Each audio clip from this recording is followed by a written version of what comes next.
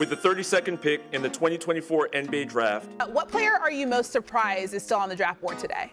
the Utah Jazz select Kyle Filipowski from Duke University. Christine, it has to be Kyle Filipowski. You had Kyle Filipowski of Duke being the first pick of the second round, and it didn't happen. I feel like I ended up in the right spot. That's what matters most to me. The last 12 hours for Kyle Filipowski, easily as long as the last 5 days for the rest of us. This started because he was supposed to be a first-round pick.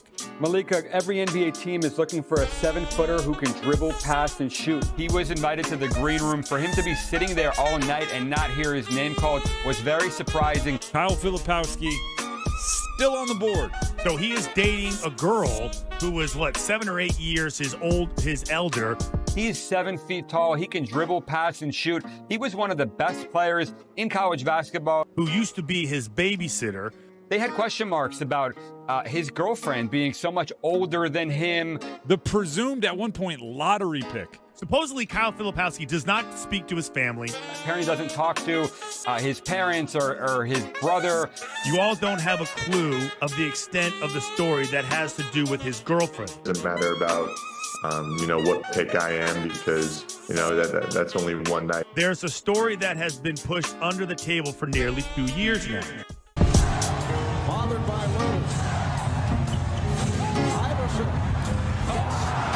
How about that? Steps over to Ron Lowe. Imagine having the world at the palm of your hands and nearly losing it because of who you choose as your lifelong partner. Imagine being projected to make millions of dollars for 10 plus years of your life, but without the comfort of your family. Imagine being deemed as a potential bust, but not because of the decisions you make on the court.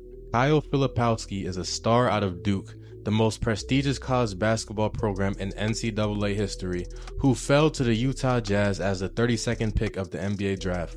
Kyle spent 2 years as a star at Duke, mastering his craft. Going into his freshman year, Kyle was the 2021 Gatorade Player of the Year in Massachusetts and a consensus 5-star recruit, being ranked 7th in the country by ESPN for his high school class. In his freshman year, he averaged 15.1 points per game, 9 rebounds per game, 1.6 assists per game, and 1.3 steals per game on 44% shooting and 28% from the three. He led all D1 freshmen with 16 double-doubles and won ACC Tournament Player of the Year after leading Duke to an ACC championship over Virginia. He also won ACC Rookie of the Year and was All-ACC tourney while making the All-ACC and ACC All-Freshman teams. At the time, he was projected to be a first-round pick, but opted to return for his sophomore year. Just how you should opt and return to this channel for weekly uploads. Like, comment, and subscribe, or be cursed to do TikTok dances with Jared McCain for the rest of your life. Nasty girl, nasty, I've been a nasty girl, nasty, I've been a nasty girl, nasty. But anywho, fast forward to his sophomore year and he didn't miss a beat. Nearly all of his numbers increased as he also experienced a drastic increase in efficiency, with his 44% shooting and 28% three-point shooting rising up to 50% and 35% respectively. Moreover, he averaged 16.4 points per game, 8.3 rebounds per game, 2.8 assists per game, 1.5 blocks per game, and 1.1 steals per game, showing improvements offensively and defensively, even winning ACC Player of the Week in December. He also had a career high of 30 points that year, while also making the All-ACC team and becoming a consensus All-American. Although his season ended in an upset, he finally declared for the NBA draft, even receiving a green room invite. Now listen, for all the fans who don't know what a green room invite is, imagine you entered a competition for an essay or poem or whatever and received an invite to a ceremony where 90% of the people who are invited get an award. Imagine you choose your fresh drip, prepare your speech, call up all your loved ones, prepare to clip farm like Jason Tatum after winning the finals. We did it. We did it! And get ready for the night of your life. All for you to win absolutely nothing. That is similar to what it's like to be invited to the green room and not hear your name called. Especially this year where the format changed so the draft was a 2-night event, the green room invite on night 1 was all the more meaningful. However, this was not meaningful for Kyle.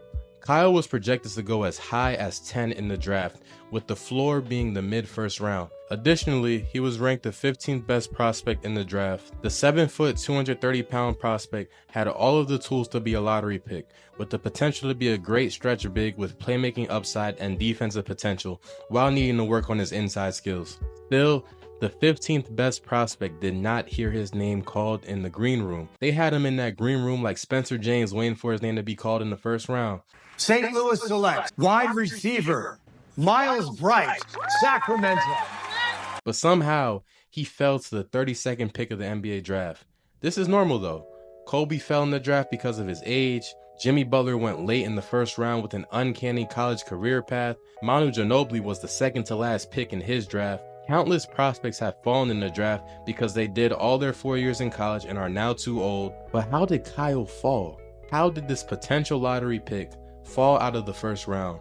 How did his day one green room draft moment get ruined, as teams even took a surefire second rounder in AJ Johnson over Kyle? Well, the answer is his fiance, Caitlin Hutchinson. Apparently, his now fiance used to be his babysitter. She is over 6 years older than him and attended his senior prom. Do the math. If Kyle was 18 at the time, Hutchinson was at least 24. Put this into perspective. She graduated high school, was allowed to legally drink, graduated college, and got her master's all before Kyle even touched the dance floor at his senior prom. This is like if Nanny McPhee and Drake merged to form the ultimate weirdo. Hutchinson watched Kyle grow up as she was deep into adulthood and still decided it was okay to date him as soon as the clock hit 18. Reports have also said that Kyle cut off contact from his immediate family to be with this woman. And yeah, that was a lot. But he traded his family for a babysitter Mormon future wife like his GameStop giving you 5 cents for that new NCAA 25 trade-in. And now he is getting eviscerated on Twitter for it. That's tough. So it wasn't his play style, it wasn't his leadership, it wasn't his clutch factor, it wasn't any of that, but it was the simple fact that he traded his family for someone else.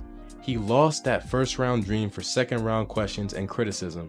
Still, this isn't the first time a young athlete has been exploited in this manner. In the NBA world alone, PJ Washington quickly got trapped by the older Brittany Renner, who attended his college games when he was 18 and eventually birthed his child, then bragged about trapping him. Ant-Man has about 3 baby mamas and is now with a 30-year-old woman. LaMelo Ball and Jalen Green also have been on the same exact route. But why does this keep happening? Well, the perks of being in the NBA after 1 or 2 years of college or eligibility come with dire costs. Common sense. Quickly, you go from being a broke kid with dreams to fulfilling that dream and having millions of dollars while still being a kid. The maturity level doesn't change, but the level of attention you receive does, which is overwhelming and opens up the gate for snakes. Whether it's false friends, temporary sponsorships, biased media coverage, or gold diggers, you are bound to run into it, and some do not know how to evade. But for Kyle, he could not evade.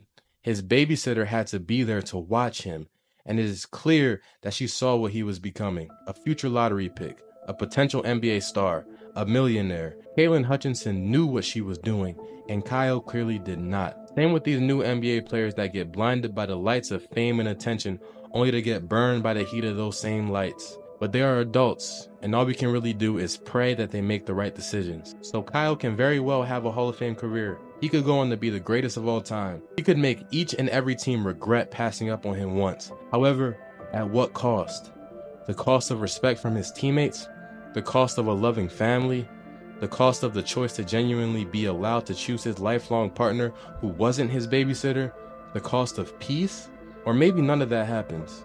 Maybe teams refuse to take a chance on him when his contract expires, and it costs him his career like so many before.